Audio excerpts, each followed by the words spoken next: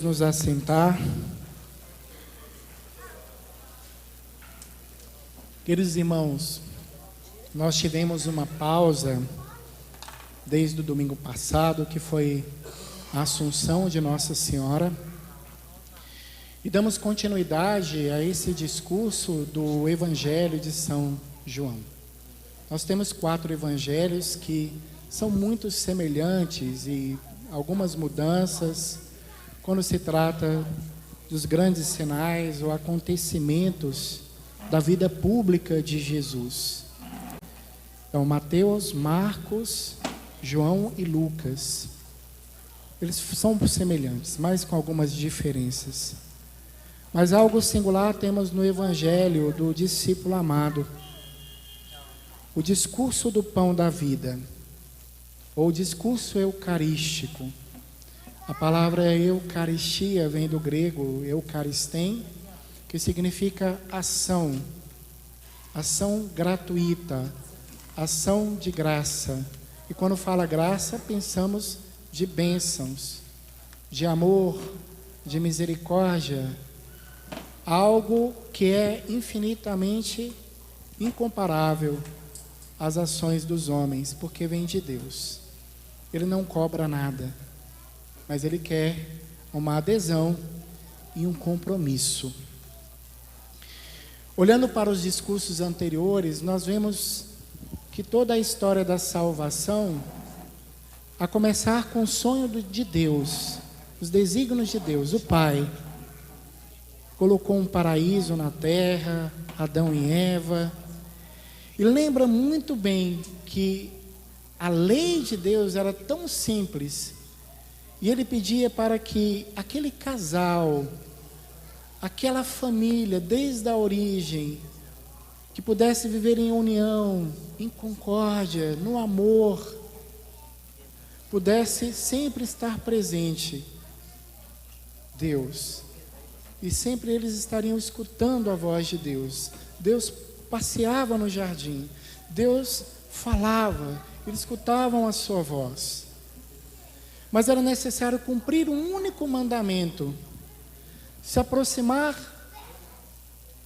uma vez, eu acredito que era uma vez por semana, no dia que o Senhor o escolheu, para que eles pudessem se alimentar de um fruto, da árvore da vida. Que fruto é esse? Nós não sabemos.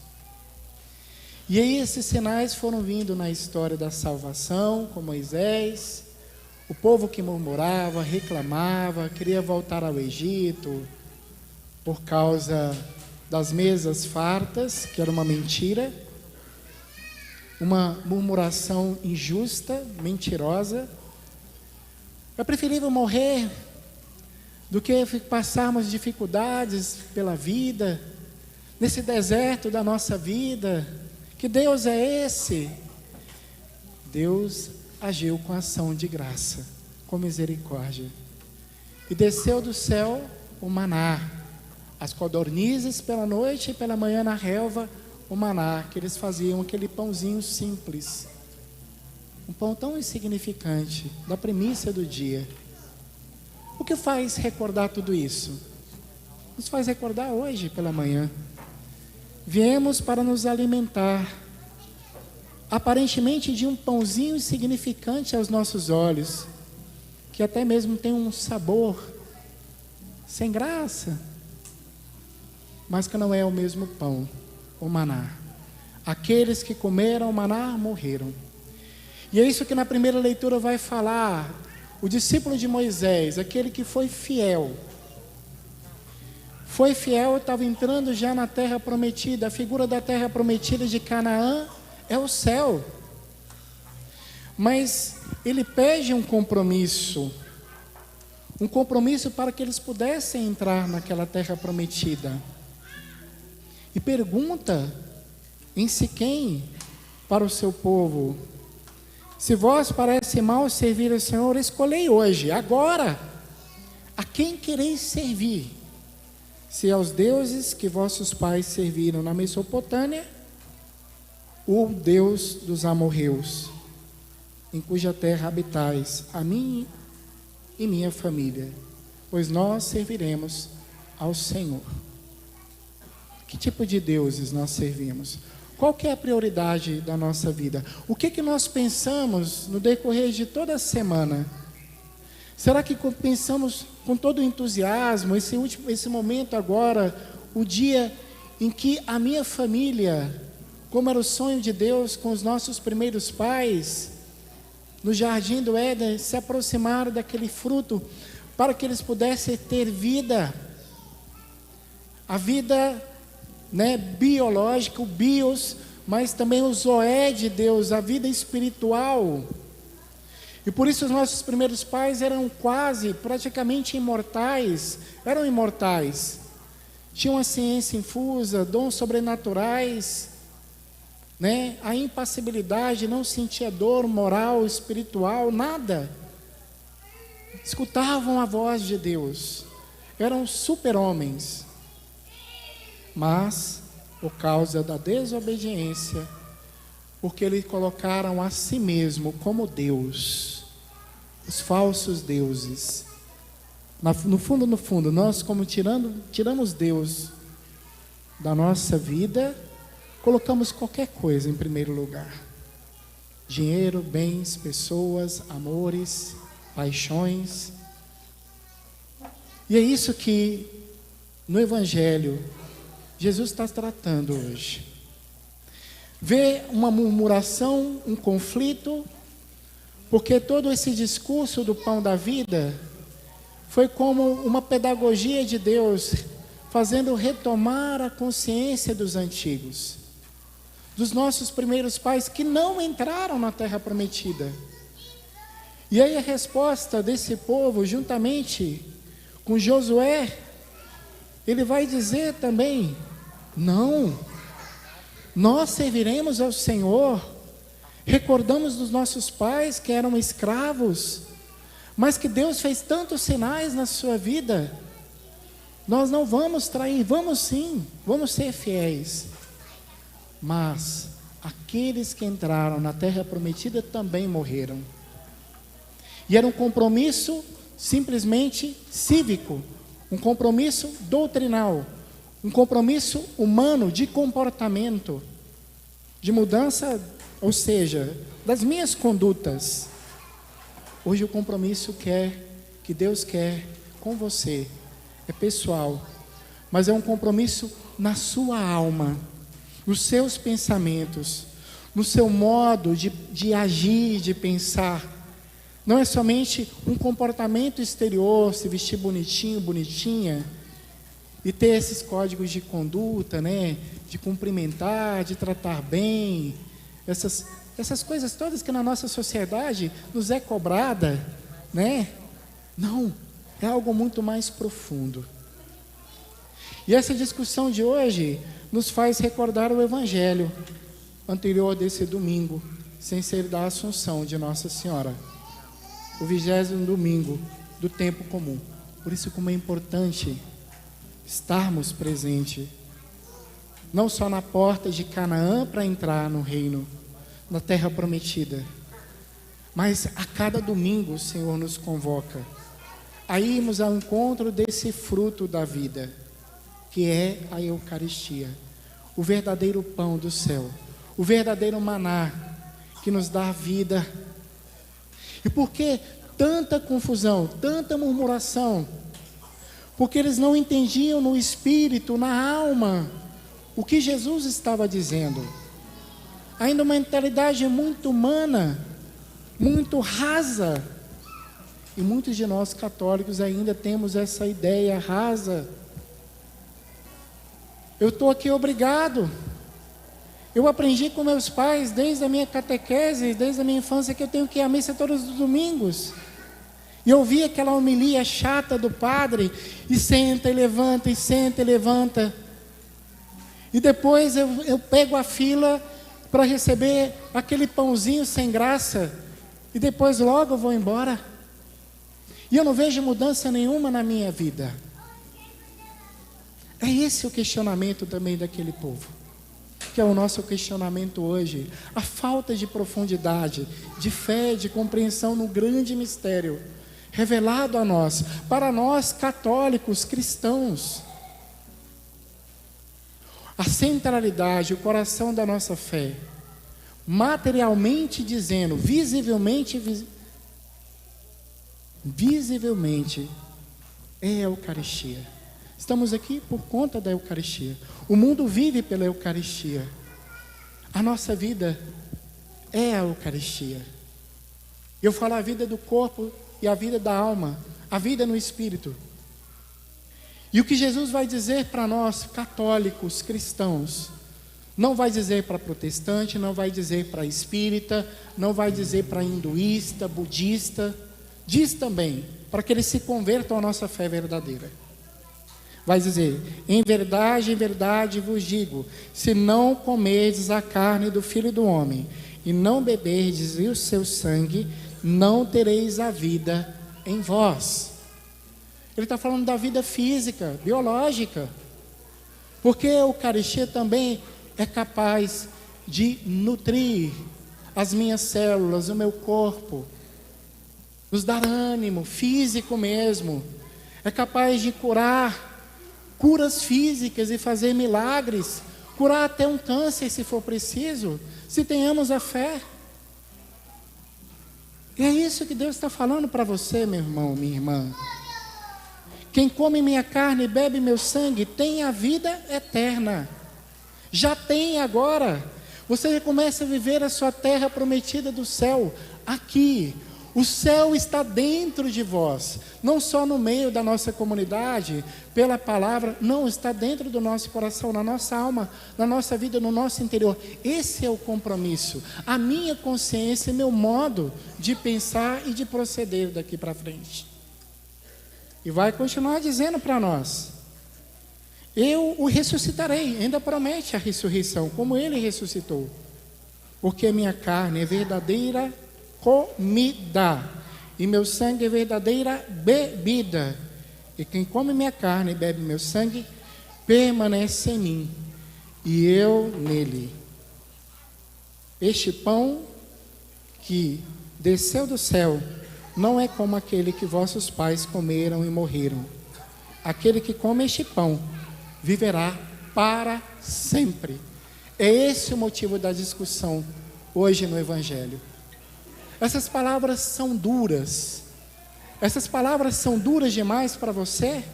Essa é a pergunta que Jesus fez naquele tempo e faz para nós.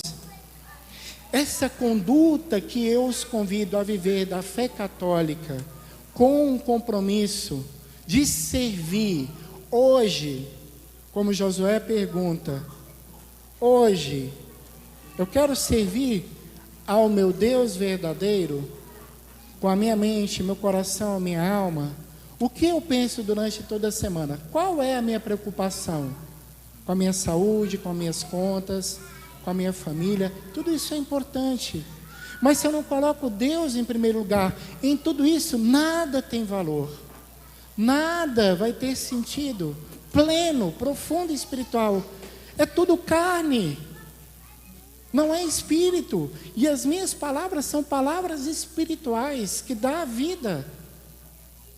Jesus continua dizendo: eu sei, aquele que vai me trair, aquele que vai me deixar, e Ele sabe isso hoje também de nós. Sabe? Então é necessário, meus irmãos, um compromisso. E aí a resposta de Pedro é uma resposta para ele, uma resposta também para a igreja, uma resposta para nós. Bento XVI, numa pregação, numa homilia, ele vai dizer, contando uma homilia de Santo Agostinho, porque ele acreditou, ele confiou, e confiando, ele acreditou, ou seja, ele confiou primeiro na palavra de Jesus e acreditou, mesmo não vendo, o futuro, que era a Santa Ceia, que é a Eucaristia hoje, que é a Santa Missa. A quem iremos, Senhor? Tu tens palavra de vida eterna, E nós cremos firmemente e reconhecemos que Tu és o Santo de Deus. Para finalizar, meus irmãos, Jesus está dizendo para nós: vocês ainda não compreendem, vocês estão achando que é uma relação minha de tirar a minha própria carne e o meu sangue e vos dar de comer. Um antropofagismo, ou seja, retirar a carne mesmo. E é isso. Só que eu os darei de uma maneira acessível, que vocês possam degustar e sentir atraído por ela, que é escondido no pão, na Eucaristia. Mas ainda não compreendeis, mas acolheis. E tem que acolher com todo o coração, com toda a alma, com toda a sua força. Essa é a única verdade de nosso Senhor, para que tenhamos uma comunhão plena com nosso Senhor Jesus Cristo. E para finalizar, nós vemos o que a segunda leitura quer descrever dessa comunhão espiritual e física também, na Santa Missa e na Eucaristia. Vós que temeis o Senhor, que tem fé, sede solícitos, sejam acolhedores uns dos outros. Assim como a mulher, ela é submissa ao seu marido, né? A igreja também é submissa a Cristo, porque Cristo é a cabeça da igreja. O homem, o marido, é a cabeça da mulher. Ele que a coordena, Ele que a conduz. E Ele vai continuando a dizer para nós: marido, amai as vossas mulheres como Cristo amou a igreja e se entregou até a morte. É um amor de doação, de proteção. Aqui vai ensinando para nós como deve ser a família, o modo de conduta, como deve ser o trato, a relação dentro do lar, que é a igreja doméstica, mas também ensina como nós cristãos devemos tratar e olhar para a igreja. E olha esse exemplo maravilhoso de São Paulo, que ele vai descrevendo, que é Jesus que cuida da igreja, que Jesus é solícito à igreja, que Jesus que é o santificador. Ele é aquele que purifica, que dá o banho da água do batismo, da palavra, e podemos dizer da Eucaristia, que quis apresentar a si mesma esplêndida, sem mancha, sem ruga, sem defeito algum, santa e irrepreensível. Assim deve ser o nosso lar, tanto o marido como a mulher. E o que nos faz viver isso dentro da nossa sociedade? A sociedade, para se santificar, precisa da Eucaristia. A sociedade, para se salvar e ter a vida eterna, precisa da Eucaristia. Então todo esse discurso meu e essas palavras de Josué deve ser aplicada. Esse convite de Josué deve ser aplicado na nossa vida. A quem quereis servir hoje? Ao seu Senhor verdadeiro. E aquilo que Ele propõe é muito duro e difícil para nós. Palavras duras, modo de vida duro. E aí dentro do cristianismo nós vamos ver as dificuldades, as contradições, os problemas, as doenças, as crises, todo tipo de crise financeira também. Mas esse não deve ser um motivo para eu trair, eu abandonar meu Senhor. Jesus, ele viu que Judas Iscariotes já tinha traído no coração, porque aquilo que ele oferecia para Judas, ele entendeu de modo humano e não espiritual, não compreendeu na profundidade, não conseguiu contemplar aquilo que os santos contemplaram e que nós podemos contemplar hoje com a ajuda dessa palavra.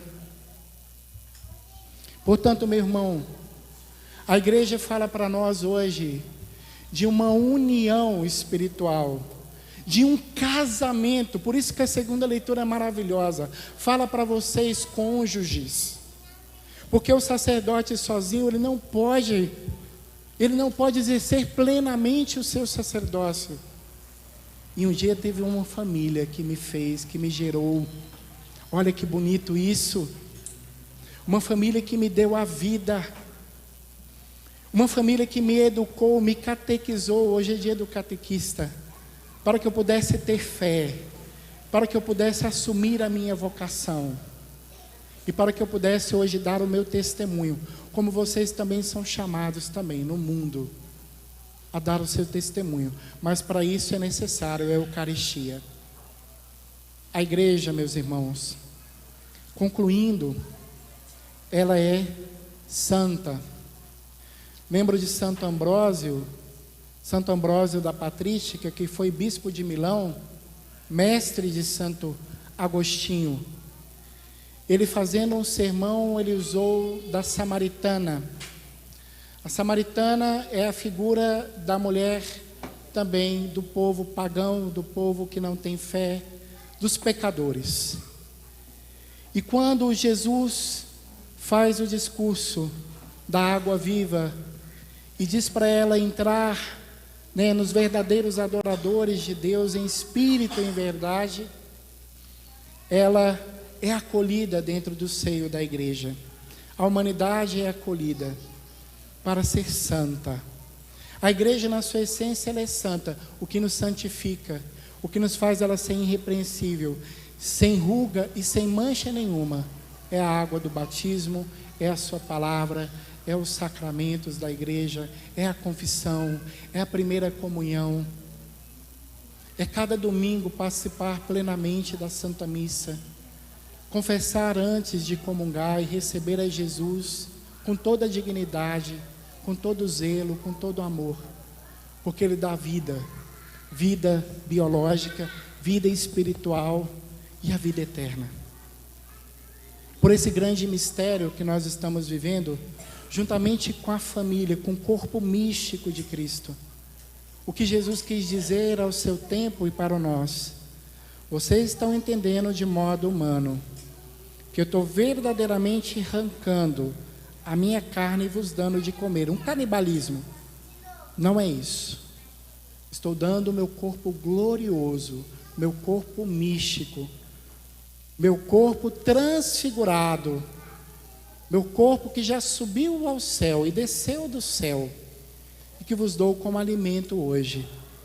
Portanto, daqui a pouco o Padre vai pedir a oração do Espírito Santo para abençoar as oferendas, para que elas se transformem no corpo e no sangue de nosso Senhor Jesus Cristo.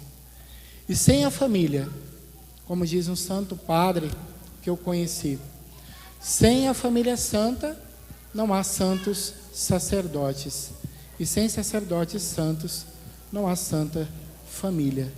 Não há uma igreja santa. Somos pecadores? Sim. Mas quando nós somos batizados, quando nós vivemos o nosso compromisso hoje, a nossa adesão de servir o Senhor com sinceridade do nosso coração, nós não podemos ser chamados de pecadores. Somos santos. Então aquela história de dizer igreja santa e pecadora é uma má interpretação de Santo Ambrósio. Ele diz santa e meretrix para dizer que aquela mulher um dia era pecadora e ao entrar na igreja ela se tornou santa, fiel, sem ruga e sem mancha, a modelo de Nossa Senhora. Louvado seja nosso Senhor Jesus Cristo